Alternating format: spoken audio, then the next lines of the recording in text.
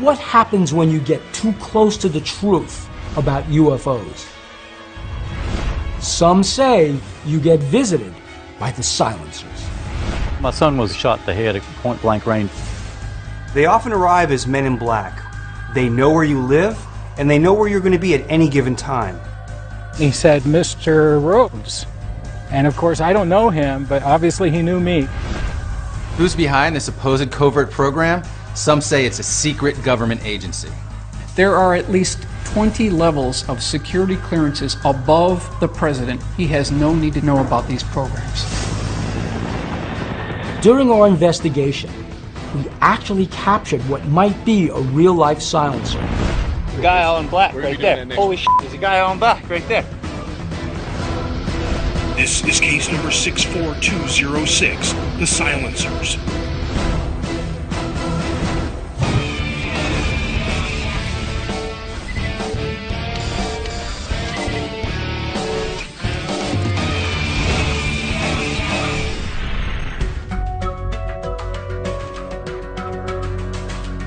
The one thing we have not investigated thus far is the story of the men in black. That's kind of the most menacing and threatening part of this field.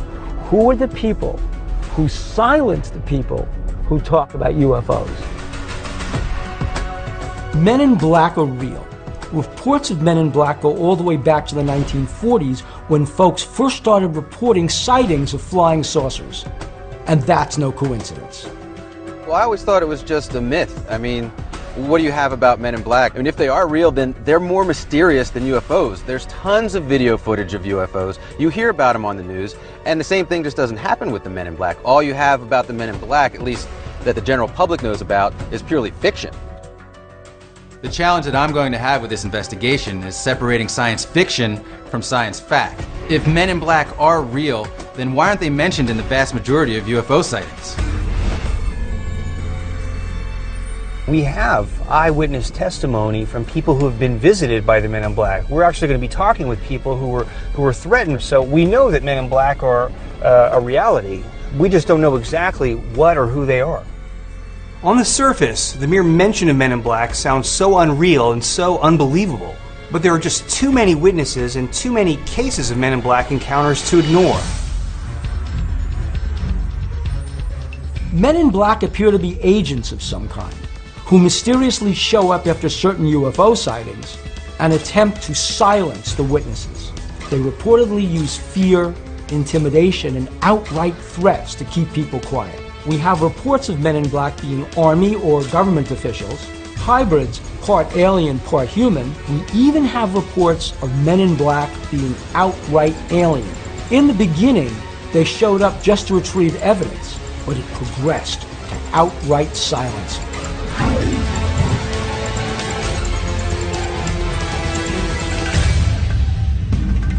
It was a little before Christmas in 1987, and I shot 4 objects flying across the shopping center.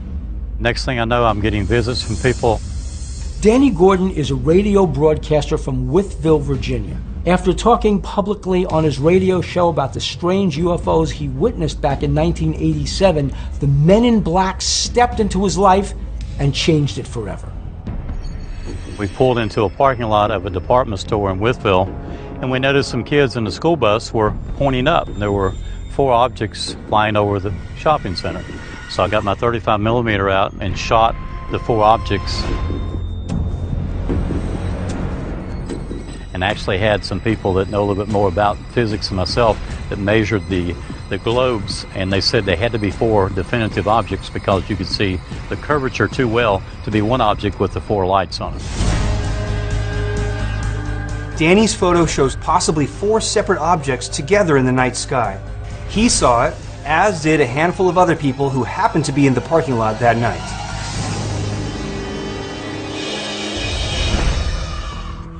I was the only one standing on the top step and yelling about it, sending news reports to Associated Press, United Press, so it was going out from me, and I really never gave it much thought that it would come back to me as well. Of all the other UFO witnesses who saw the object that night, Gordon was the only one who was a broadcaster. Millions of people were hearing about Gordon's UFO sighting. And not long after, strange things started happening in the life of Danny Gordon. And I was invited to Virginia Beach to speak to United Press International. I took the photos to show them, but I left the negatives at home. I was supposed to meet with the folks at Oceana Naval Base and CIA headquarters, and when I called them, they said the general's not here, was going to meet with you. By the way, did you bring the negatives? And being an old dumb country boy, I said, no, I left them at home. When I got home from Virginia Beach, I found that my negatives, only those negatives had been taken.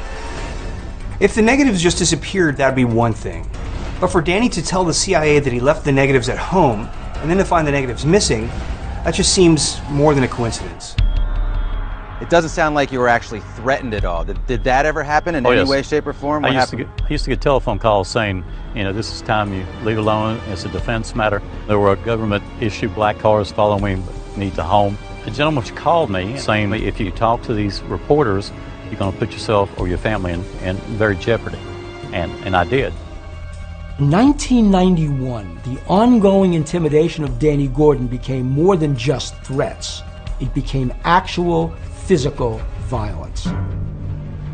My son was at a party and was shot in the head at point blank range right here in the temple, .32 Magnum. He passed out on the table at 9:30 and woke up 21 days later in the rehab center blind in Roanoke. We still don't know who shot him, because the other guys at the party first said it was some guys dressed in black.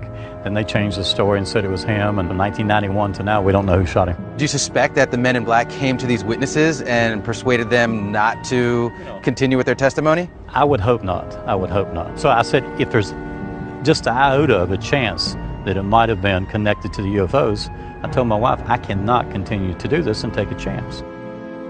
Whether or not the men in black shot Danny Gordon's son remains to be seen. The incident frightened him so much, though, that he stopped talking about UFOs, period. Now, talking to us 18 years later, he's finally breaking his silence. Do you believe that the men in black are real, they actually exist, and what do you think their purpose is? There's no doubt, because I've talked to too many witnesses who've had UFO visitations, sightings, and then had the men in black come and try to look at their pictures, take their pictures. Some people actually had them seized. Now, whether or not they dress in black, I don't know, but I know that someone came to my home, broke in my home, and who knows, may have been involved with the shooting of my son. If the men in black did indeed shoot Danny Gordon's son, they left no incriminating evidence. To get closer to the answer, we need to find a case where some tangible evidence was left behind.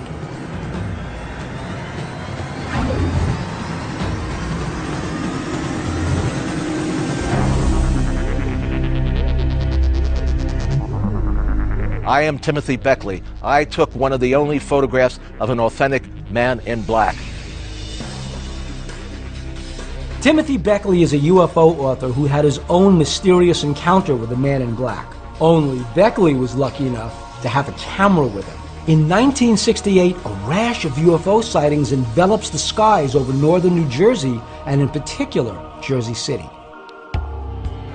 There were a number of cases where UFOs had come down fairly low and landed in a nearby park.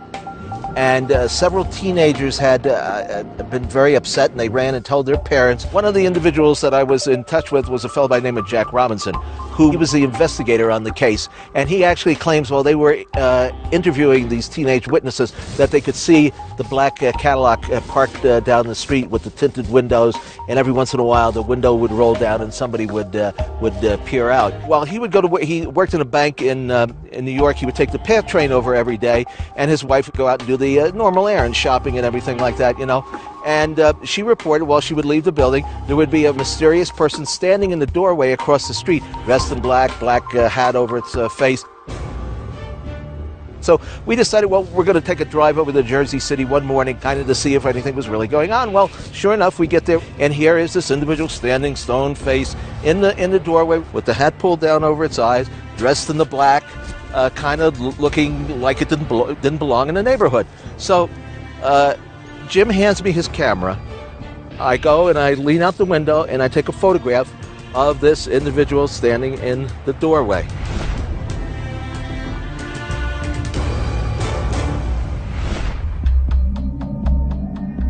what makes you think that this is a man in black as opposed to just a man in a black suit that happens to hang out in the street every day?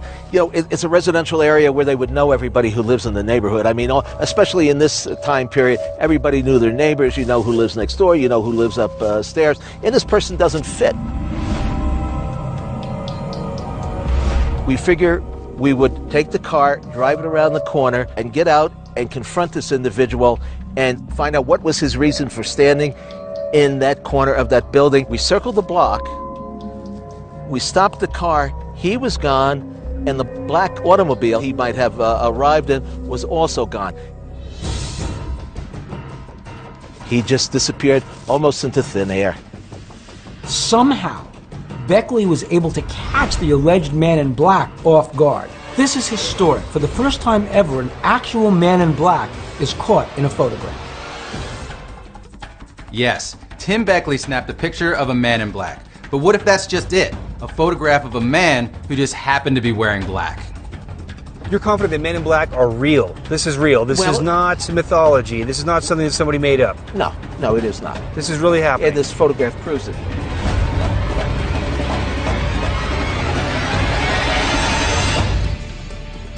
After looking at Tim Beckley's photo, there are no signs of digital or photographic manipulation. And the artifacts present in the photo are more than likely a byproduct of the film's emulsion. Tim shot this photo in Jersey City in 1965. The truck shown in the foreground is a first-generation Chevrolet C10 pickup, and this is probably a 1962 C10. You can tell by the rounded single headlight, the inverted windshield wiper on the passenger side, and the large rectangular side view mirrors. If this were a real man in black, he more than likely would have been aware of Tim's presence and simply wouldn't have allowed this photograph to be taken. Or because this is an urban, commercial neighborhood with street parking and traffic, he might have just not noticed Tim's presence, or simply just wanted to hide in plain sight. At this point, we have Danny Gordon's encounter with men in black who may be responsible for allegedly shooting his son. And we have Tim Beckley, who actually took a photograph of a man in black. So far, the men in black have been threatening from a distance.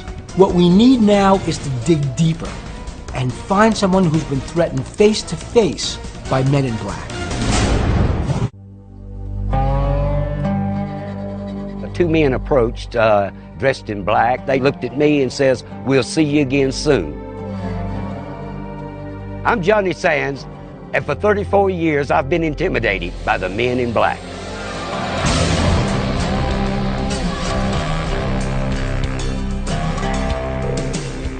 We're meeting with Johnny Sands, a country singer who in 1976, while driving outside of Las Vegas, had one of the strangest men in black experiences we've uncovered thus far. I could see a light beam in the sky directly to the right of me. It was a cigar-shaped looking object. Johnny Sands' car then shuts off. While he's working under his hood trying to get his car restarted, two of what he refers to as aliens walk up to him. And as they come closer to me, I started to run, but I realized I couldn't move. They had very, very glaring eyes. Their mouths was small and wrinkledy, looking like a man with no teeth, but they had a large, wide nose, and it looked like something protruding out on each side of their face.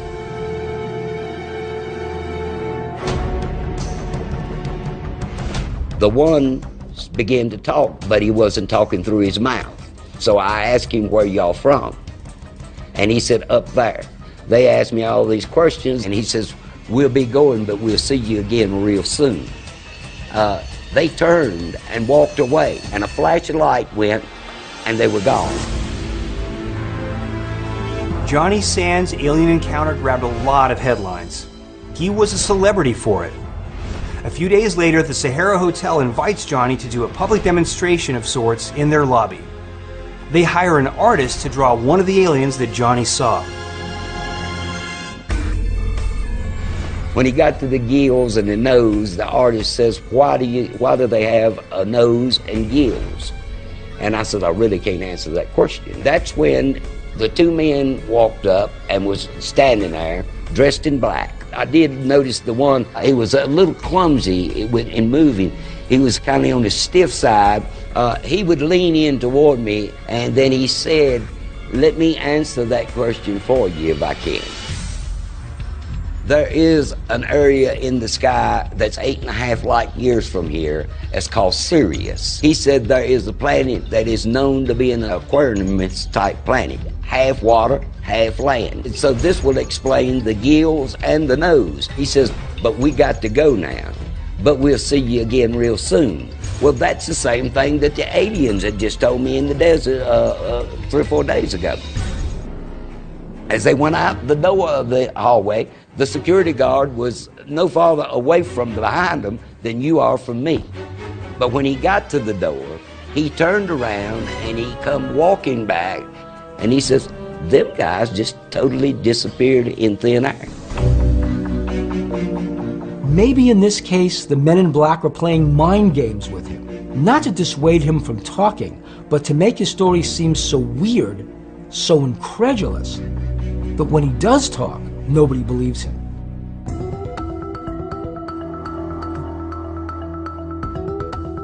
Johnny, this is Mike Brazel. Hey, Mike. Hi, how you doing? Good to meet you. We've drafted Mike Brazel, a forensic sketch artist, so we can wrap our minds around what these men in black might actually look like. He had real squinty eyes, broad but stubby looking nose. His hair is gonna go straight back. Now, what would you say his head shape was like? Kind of boxy looking with a heavy duty, broad chin. The mouth was not too big. What do you see there? Oh, put the black suit on him, that's it. 34 years you hold this picture in your mind, this is it.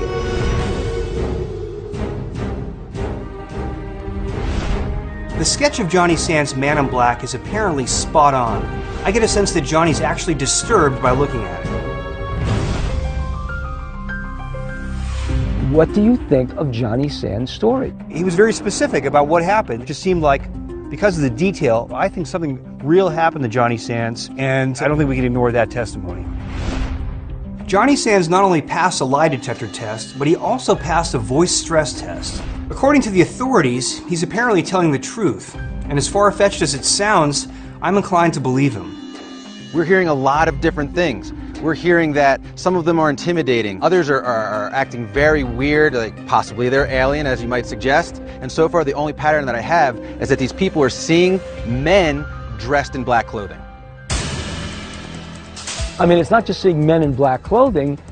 They're seeing men who surveil things like the photograph that Timothy Beckley showed us, or people who give warnings and then follow through on the warning. Whether these men in black are humans trying to protect the secrecy of the presence of UFOs, or whether they're actual aliens observing what we're doing, one thing is crystal clear. There is a direct connection between men in black and UFOs.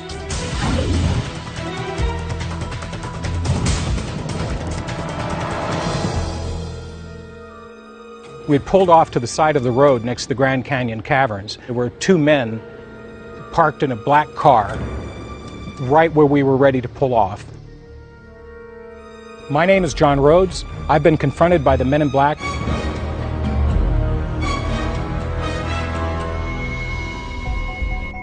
We met John Rhodes in a previous investigation when we were looking for an underground alien base in Dulce, New Mexico.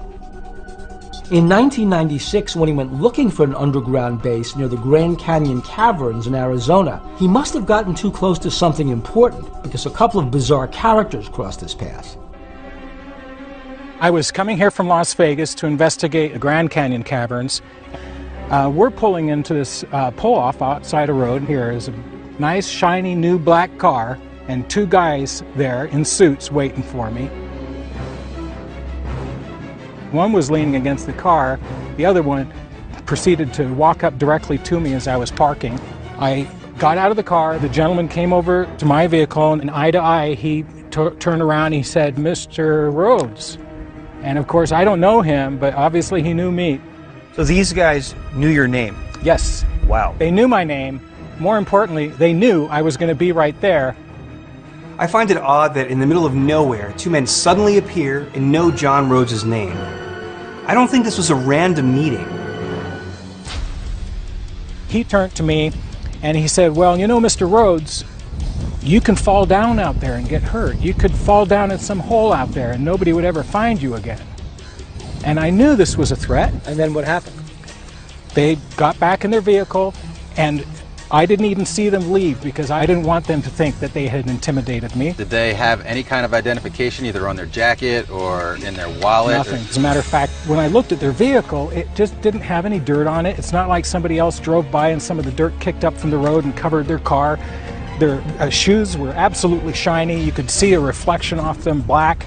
It didn't look like they had been there at all, as a matter of fact. It looked like they just stepped out of their car for the first time. A brand new car, brand new clothing, brand new shoes, everything, right down to the T. It strikes me as more than odd that in the middle of the desert, they had no dust on their car, no dust on their clothing. How do you explain that? You can't. Why would they warn you about this area? What were you looking for? What's here? You have to remember that only 3.3% of the entire Grand Canyon has ever been surveyed, which means that 96% of that, almost 1,900 square miles out there, have never had human feet set down in it. I think some of these ancient cavern systems that in this limestone for hundreds of square miles is perfect territory to build underground military installations. You don't have to take any dirt out. You just occupy an already hollowed out space. And if they're connected through cavern passages or natural tunnels, it would be perfect to be actually in this limestone area.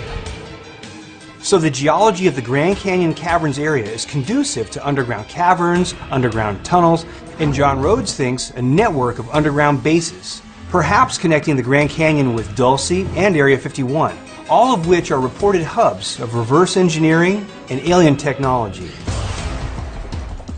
This is incredible.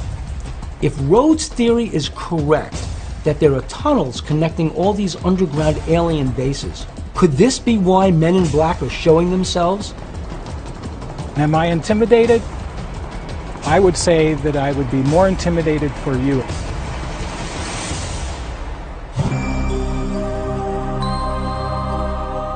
We're investigating one of the places where Men in Black might be coming from. We talked to someone who claims there's a network of tunnels connecting a vast array of secret underground alien bases. If this is true, the US government has to know about it and most likely is very much a part of it. And if that's the case, there has to be a paper trail somewhere.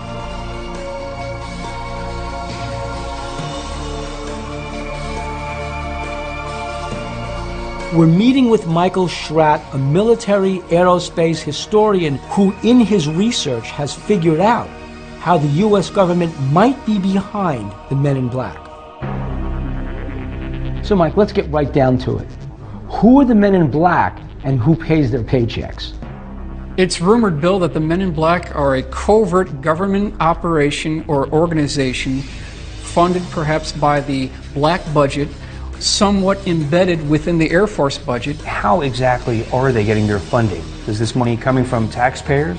They would probably get their funding just like many of these other programs get their funding, from phony front organizations. The so-called black budget is an allocation of money towards the military and intelligence agencies. There is no accountability. How can we prove this? We have the actual Detroit Free Press article.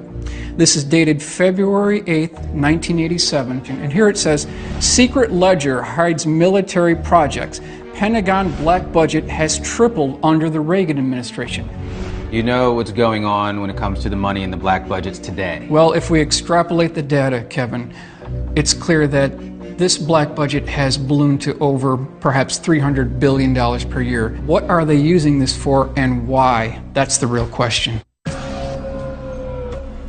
Here we have the actual security clearance organizational chart, and if you start here at the bottom, it starts at restricted, then we move to confidential, then we go to secret, top secret, SCI, USAP. Above that, there are 28 levels of top secret crypto. The president is at level 17. He's cleared for the GO codes, or the nuclear launch codes. But then you'll see, in point of fact, there are at least 20 levels of security clearances above the president. He has no need to know about these programs. This is all just a theory that there are 20 secret levels of black projects above the President of the United States. It's certainly plausible, though. And if Men in Black are really tied into the U.S. government, then it's quite possible that the President would have no idea. It's plausible deniability. Now, if these programs are that secret and they're so important to our national security, what kind of measures would be taken by some kind of agency if some of that information was to get out? If you can take a craft that can be to Mars and back by lunchtime, are you going to let that technology out to your competitors, your adversaries, or people within the government? No, they're going to keep it completely black, completely unacknowledged. They've got to control the high ground at any cost. Would they go as far as to use deadly force?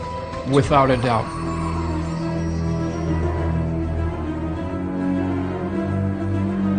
The investigators who've gotten the closest to the truth about the Men in Black died under mysterious circumstances.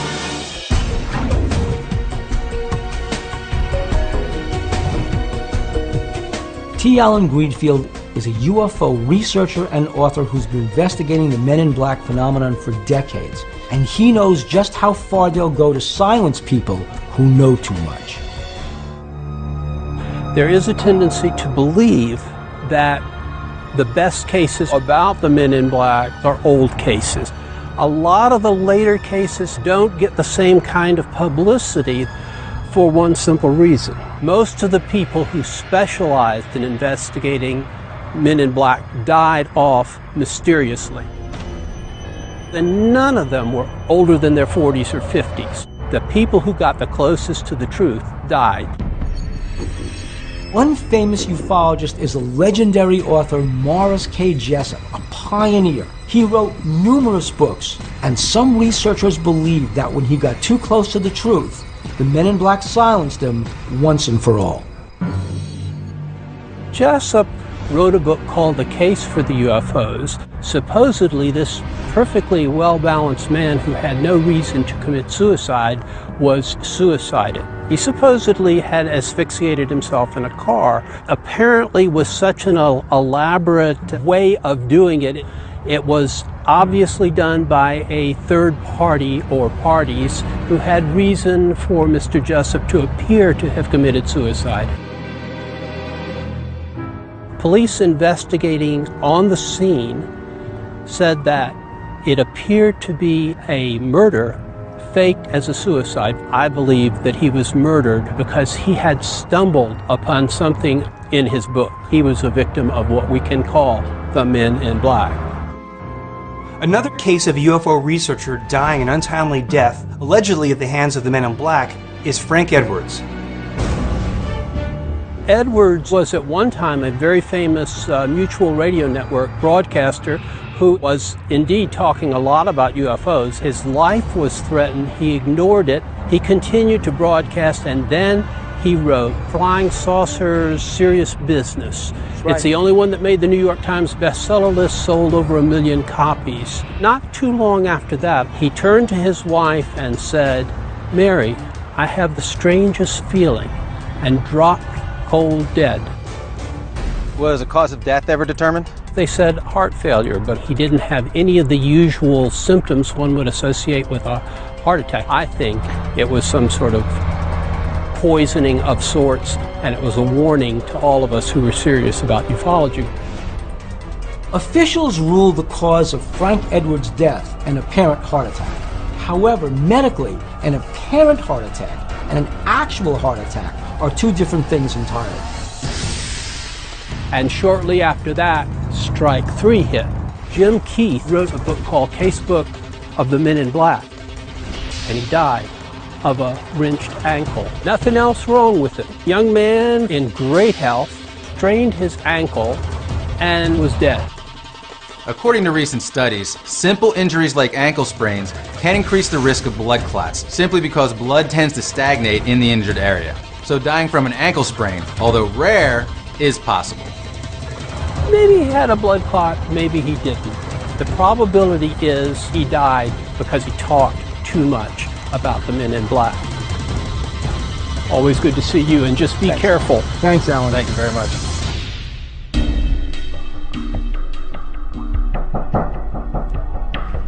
Well, gentlemen, I think you've finally found the stories of people who were hurt by MIBs.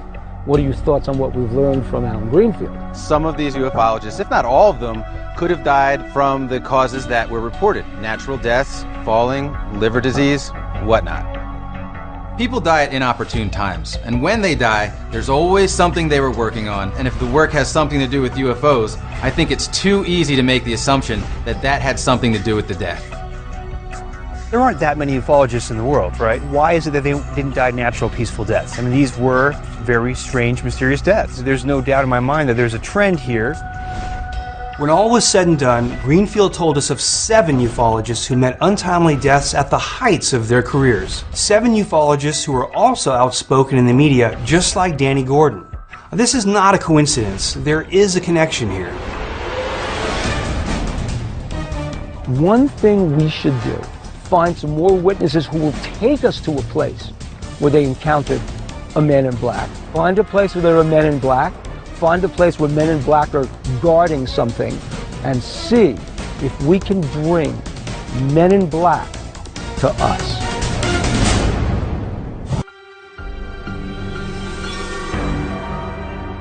We're here in Utah investigating the Men in Black. About 85 miles southwest of Salt Lake City is a military facility called the Dugway Proving Grounds. It was constructed in 1942 to test and develop chemical and biological weapons for World War II. It has been in continuous operation since then. What's actually going on there now is top secret, and nobody knows for sure. A lot of UFOs have been seen in this area, and some researchers are referring to Dugway as the new Area 51. Perhaps this is one of the places where the Men in Black are coming from.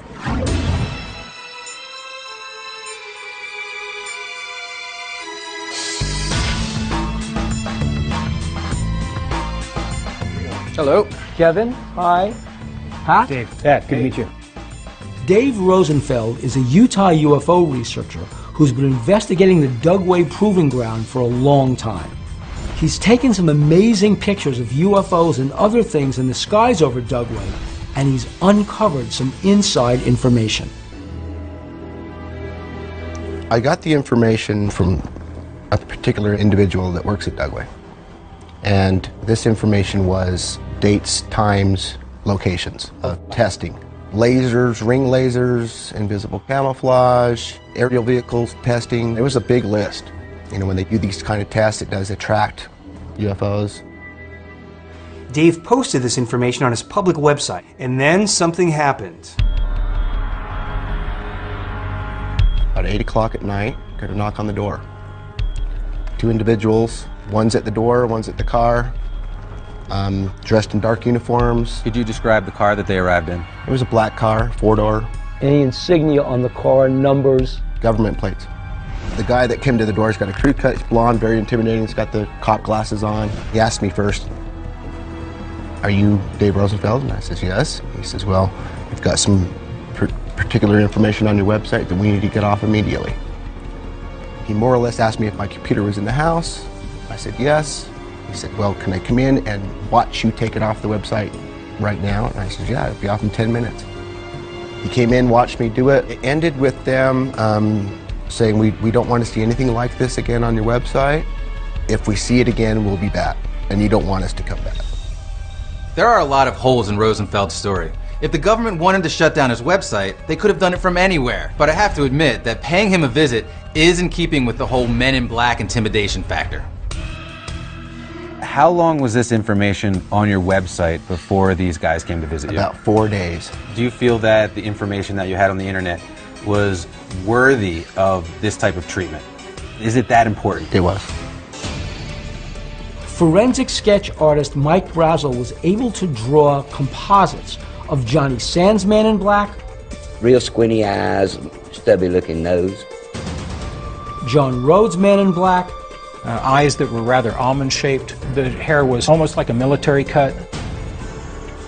and Dave Rosenfeld's Man in Black. He had a crew cut, kind of a flat top, narrow nose, more tall than muscular. 3 separate sketches, yet there's an eerie similarity about all of them. Perhaps they're the same man in black that was captured in Tim Beckley's photo.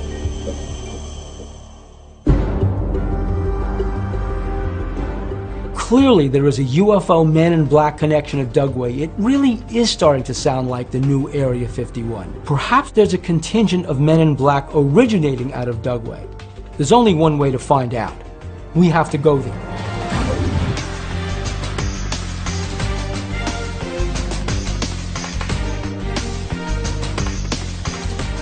We're meeting with Ken Storch and Bob X, who are instrumental in our investigation of underground bases both near here and in Dulce, New Mexico. Ken and Bob have been investigating Dugway for years, and they too had a run-in with Men in Black.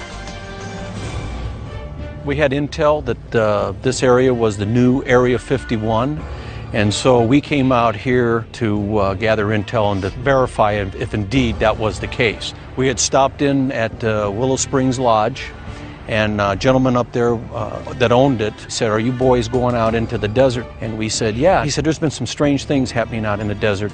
He said, "Well, are you guys carrying? Do you have guns?" And we said, "Well, yeah." And he said, "Well, good." He said, "Just be alert." So we drove out to this location. It was about 9 o'clock in the morning, and as I pulled out of the little turnout, I looked in the mirror and I could see a dust cloud coming real fast.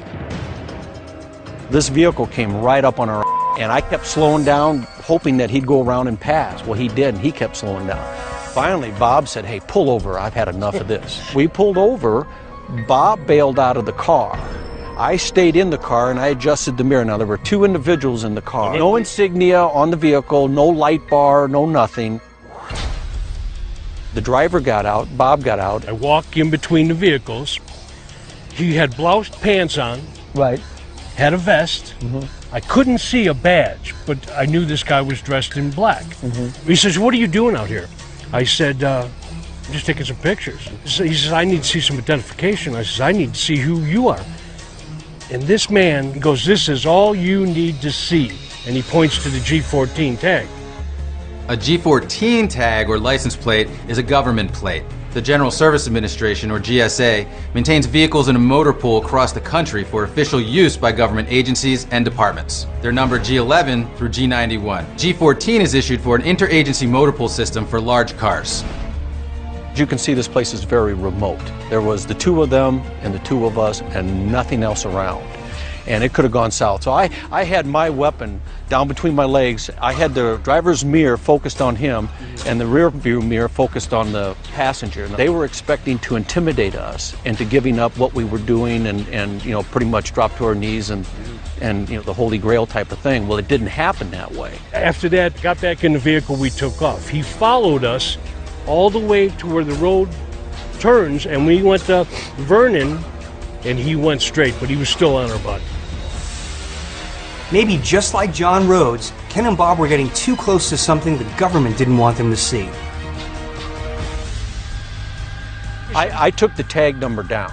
And what'd you find out? Well, it was very interesting when I got back to my jurisdiction, because I was active law enforcement at that time, and I ran the tag, and it came back to a white Jeep for Bureau of Land Management out of Park County, Colorado. And this wasn't a Jeep. And this wasn't a Jeep. So I called the Park County Bureau of Land Management supervisor, and I said, "Do you have a vehicle with this tag number?" And the supervisor goes, "Sure do." And I'm looking at it right out my office window. And Park County, Colorado is 450, 500 miles away. That tag number did not belong on that vehicle. That raised all kinds of red flags with me. It's all adding up. Men in Black have a long history of impersonating people. And now these 2 Men in Black are apparently caught in a lie. Perhaps those G14 plates were actually taken from another vehicle. Well, let me ask you a question.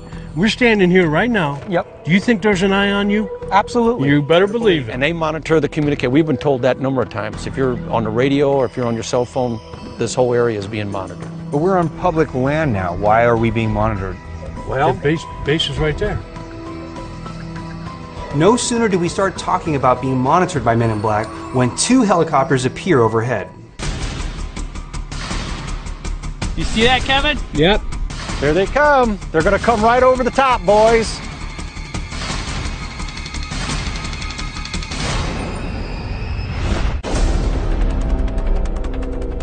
You see that, Kevin? Yep.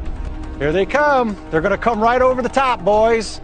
We're near the Dugway Proving Ground in Utah. Some are calling this the new Area 51. Researchers believe there's evidence of reverse engineering going on here. And I don't think it's a coincidence that as soon as we start talking about Men in Black, dark helicopters show up. But how ironic that they picked this spot to fly over. Would you say they're black? See any insignia on them? I don't see that. That's not olive drab. That's not olive drab. No, it's not. And there's no insignia. Do you see a tail number? No. I would say those were black. They were black helicopters. They were. Yeah. That's really weird. I've worked with a lot of Chinooks, man. They're olive drab.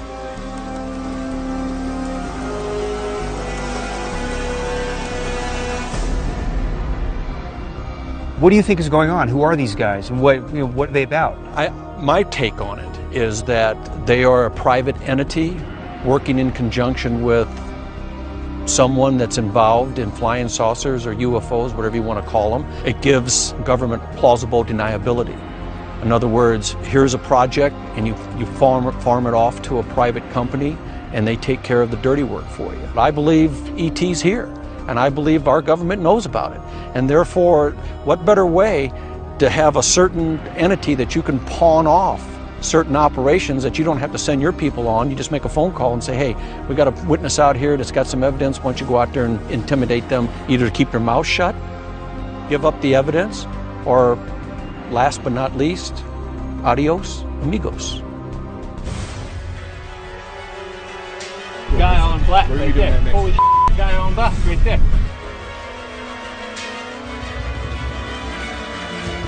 Is he on black? He's getting in, he's walking in front of the white truck parked next to the building. Backing up. Dude, they just hit that truck. The truck pulled behind the building.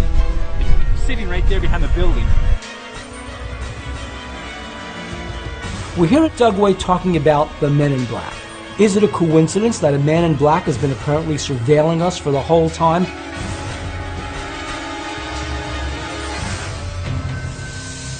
Well, look, there's no denying. Men in black were surveilling us. Between the photo, all the eyewitnesses, and the helicopters, and now this, it seems to me that there's a very strong military connection to the Men in Black. As investigators, we've gotten closer to the Men in Black than anyone. We've heard stories of threats and intimidation, and we've experienced some of that ourselves. They're real, and they know more about the UFO phenomenon than anyone. We did have credible witnesses, and it's hard to question first-hand accounts. But when you look at the sightings, the threats, the intimidations, and even our own encounter at Dugway, I think it's very likely that we're talking about coincidences here. Between the helicopters on a routine flight path and a maintenance man working the grounds, like many UFO sightings, these are just chance encounters. You guys are missing the big point. That the black projects that employ Men in Black has become so secret, so buried, so covered up by lies and distortion that even the Men in Black don't realize they're Men in Black. Men in Black have been around ever since the 1950s. And in the UFO community, there are all kinds of stories rife with threats, menace, and actual physical violence. When we got too close, Men in Black even approached us. We know how nefarious they are, and we know they're guarding a secret. And they will go to any lengths to keep that truth from being disclosed.